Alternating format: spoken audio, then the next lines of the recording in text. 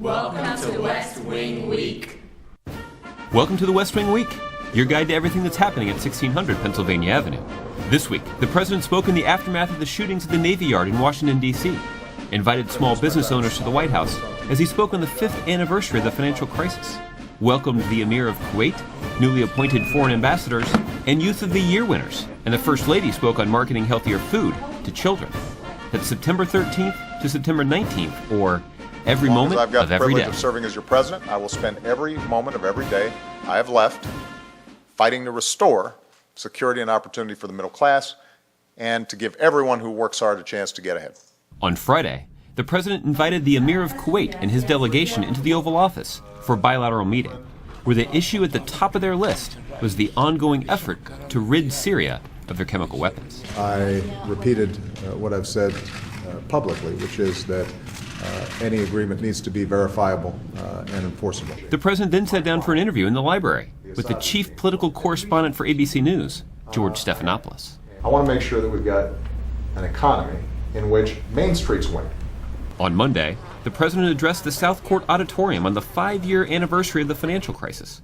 But before he did, he spoke on the shootings at the Navy Yard in Washington. Anytime we send our thoughts and prayers to all at the Navy Yard who've been touched by this tragedy. In his remarks, he spoke about the economy and how it would benefit from Congress fulfilling its responsibility to pass a budget and pay the bills they've already incurred. This country has worked too hard for too long to dig out of a crisis just to see their elected representatives here in Washington purposely cause another crisis. Let's stop the threats. Let's stop the political posturing. Let's keep our government open. Let's pay our bills on time. Let's pass a budget. Let's work together to do what the American people sent us here to do. Create jobs, grow our economy, expand opportunity. That's what we need to do.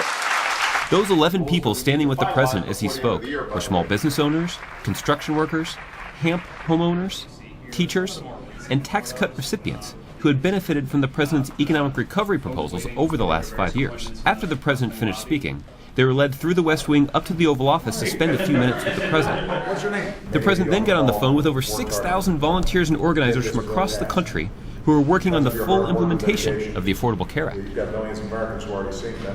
On Tuesday, the president discussed immigration reform, among other topics, with Jose Diaz-Balart of Telemundo. And the only thing that's holding it back right now is John Boehner calling it to the floor because we've got a majority of members of Congress who would vote for it right now if it hits. Then, 9 foreign ambassadors and their families arrived at the White House to mark the formal beginning of their service in Washington. Then the president made a call to Pauline Beck to tell her the home health care rule had been finalized. In 2007, then Senator Barack Obama spent a day working alongside Pauline, getting to know the daily life and concerns of a home health care worker. Now, as president, he's taken action that will require home health care workers to receive at least a minimum wage and overtime protections, from which they were previously excluded. On Wednesday, the president traveled to the Business Roundtable headquarters in Washington, D.C., where he spoke with a group of business leaders who cared deeply that Congress should not risk the full faith and credit of the United States of America. The good news is that every one of the challenges that we confront, they're all solvable. We have good ideas.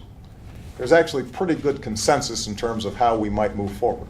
The problem is right now that this town, Washington, is locked up. Then, back at the White House, he invited the 2013 Boys and Girls Club Youth of the Year winners into the Oval Office. It's so great to have you here, partly because it's good to just lift up such positive young people, but also because you guys are great role models for the folks coming up behind you.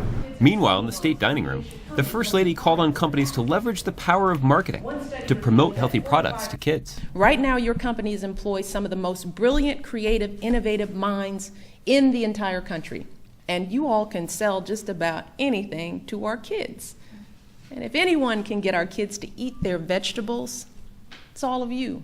On Thursday, the president got down to work with his export council with a meeting in the Eisenhower Executive Office building.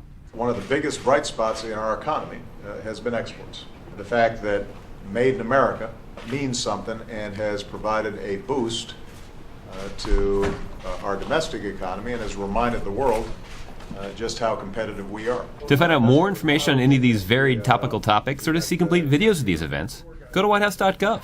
And thanks again for checking out your West Wing Week. Should we sit in your chair before we Yeah, go ahead, please. Feel free. Feel free. Just don't press any of the buttons. 2028. All right. I got it mapped out in my head. We're almost there.